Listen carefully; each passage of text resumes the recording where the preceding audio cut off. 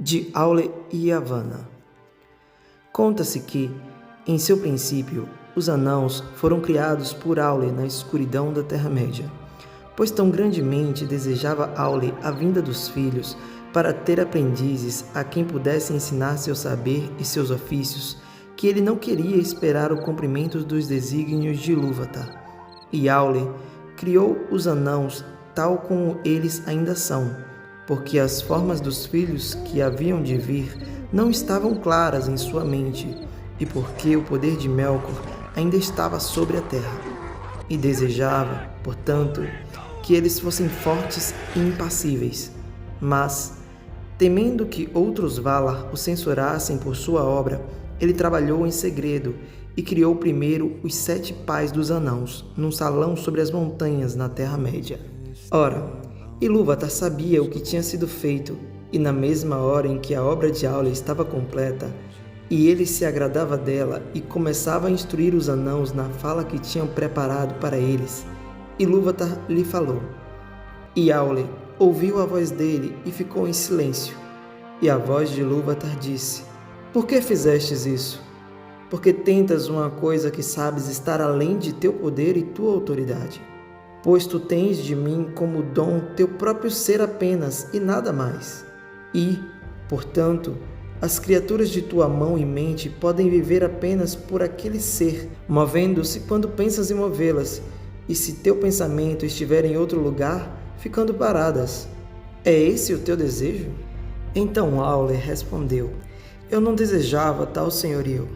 Desejava apenas coisas diversas do que sou para amá-las e ensiná-las, para que elas também pudessem perceber a beleza de Ea, que tu levastes a existir. Pois me parecia que há grande espaço em Arda para muitas coisas que poderiam se regozijar nela, mas está, na maior parte, vazia ainda e muda, e, em minha impaciência, caí em insensatez. Contudo, a criação de coisas está no meu coração por causa da minha própria criação por ti, e o menino, de pouco entendimento, que transforma em brinquedo as ações de seu pai, pode fazê-lo sem pensamento de zombaria, mas porque ele é filho de seu pai. Mas o que hei de fazer agora para que não continueis enraivecido comigo para sempre? Como uma criança seu pai, ofereço a ti estas coisas, a obra das mãos que criaste. Faz com ela o que desejares, mas eu não deveria antes destruir a obra de minha própria presunção? Então Aule tomou um grande martelo para golpear os anãos e chorou. Mas por causa da humildade de Aule, Ilúvatar teve compaixão dele e de seu desejo.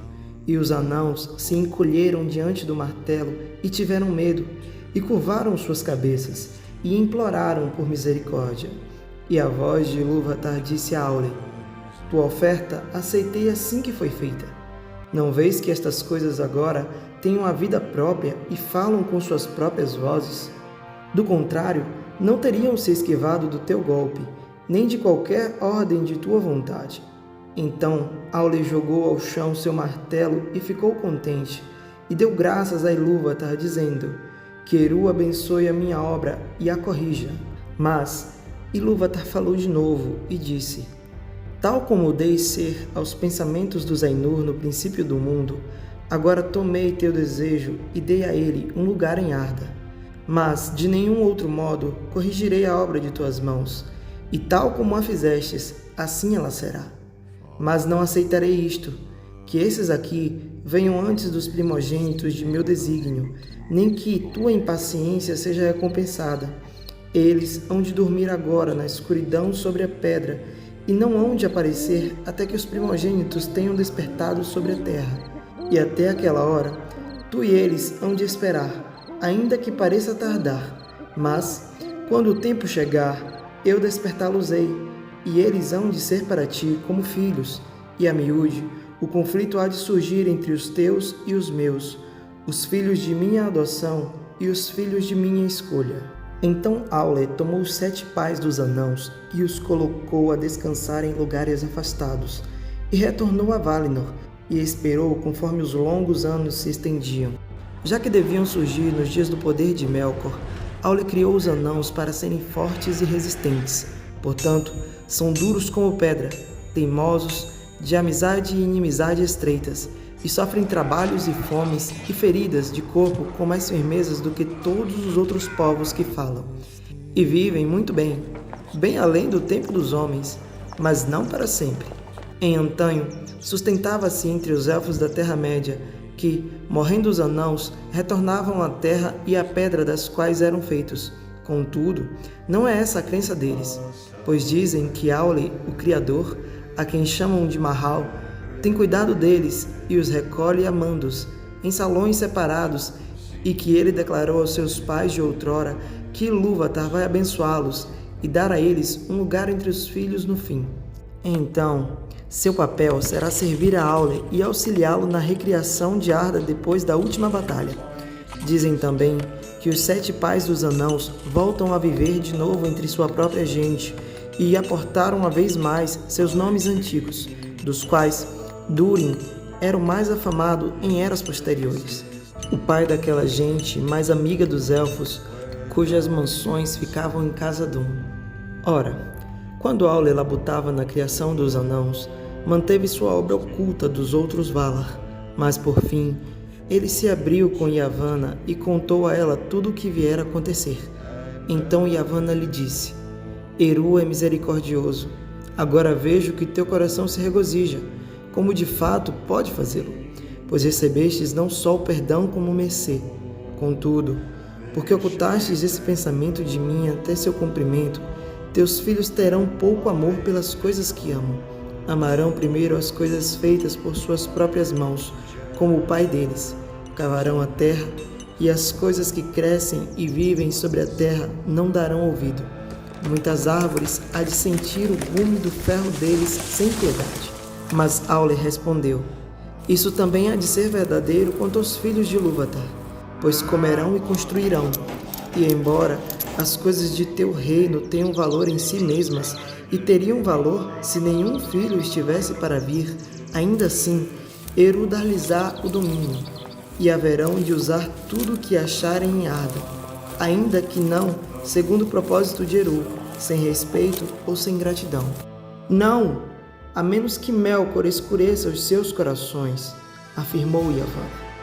E ela não se apaziguou, mas se entristeceu em seu coração, temendo o que poderia ser feito sobre a Terra-média nos dias que viriam.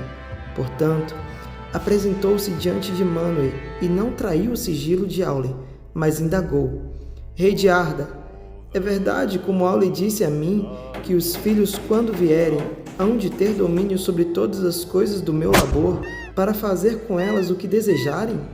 É verdade, declarou Manwë. Mas por que perguntas, já que não tinhas necessidade da instrução de Aule? Então Yavanna ficou em silêncio e contemplou seus próprios pensamentos, e respondeu: Porque meu coração se anseia pensando nos dias que virão. Todas as minhas obras me são caras.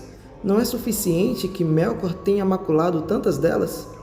Será que nada do que planejei há de ficar livre do domínio de outros? Se coubesse a ti decidir, o que preservarias? Disse Manwë. De todo o teu reino, o que te é mais caro? Todos têm seu valor, seguiu Yavanna, e cada um contribui para o valor dos outros, mas os Kelvar podem fugir ou se defender, enquanto os Olvar que crescem não podem. E entre esses, as árvores me são caras. Demoradas a crescer, célere há de ser sua derrubada. E a menos que paguem tributo com frutos em seus galhos, pouco há de ser planteado o seu fim. Assim vejo em meu pensamento. Quisera que as árvores pudessem falar por todas as coisas que têm raízes e punir aqueles que lhe fazem mal. Esse é um pensamento estranho, replicou Manwë. Contudo, já estava na canção, disse Yavanna, pois enquanto estavas nos céus e com humo construías as nuvens e derramavas as chuvas, eu ergui os galhos de grandes árvores para recebê-las, e algumas delas cantavam a Ilúvatar em meio ao vento e à chuva. Então Manwë se sentou em silêncio, e o pensamento de Yavanna, que ela pusera em seu coração, cresceu e se desenrolou, e foi contemplado por Ilúvatar. Então pareceu a Manwë que a canção surgiu uma vez mais à sua volta, e ele atentava agora a muitas coisas nela que, embora tivesse ouvido, não percebera antes. E por fim a visão foi renovada, mas não era agora algo remoto, pois ele próprio estava dentro dela. E, entretanto, via que tudo estava sustentado pela mão de Ilúvatar, e essa mão adentrou a visão. Então Manoe despertou e desceu até Yavanna em Ezelorrar, e se sentou ao seu lado sobre as duas árvores. E Manoe comentou: Ó Kementari, Eru falou dizendo: Supõe então algum dos Valar que não ouvi toda a canção, mesmo o menor som da menor voz? Vede, quando os filhos despertarem, então o pensamento de Yavanna despertará também, e convocará espíritos de longe, e eles irão até os Kelvar e os Olvar, e alguns habitarão ali, e serão reverenciados, e sua fúria justa há de ser temida por um tempo, enquanto os primogênitos estiverem no poder e enquanto os segundos filhos forem jovens. Mas será que não te lembras, Kementari, de que teu pensamento não cantou sempre sozinho?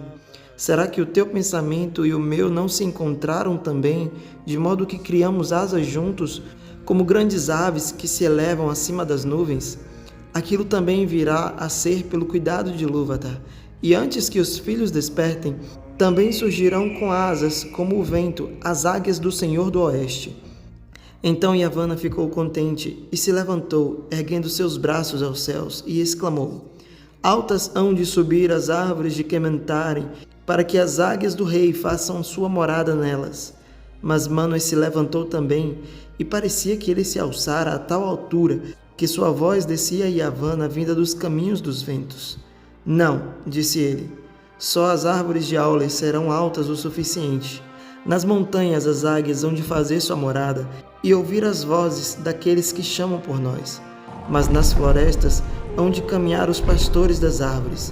Então Manoe e Yavanna se despediram por hora, e Yavanna retornou a Aule, e ele estava em sua forja, derretendo metal derretido no molde. Eru é generoso, disse ela. Agora que teus filhos tenham cuidado, pois há de caminhar um poder nas florestas, cuja ira eles atiçarão por sua conta em risco. Mesmo assim, terão necessidade de madeira, replicou Aule, e continuou com seu trabalho de ferreiro.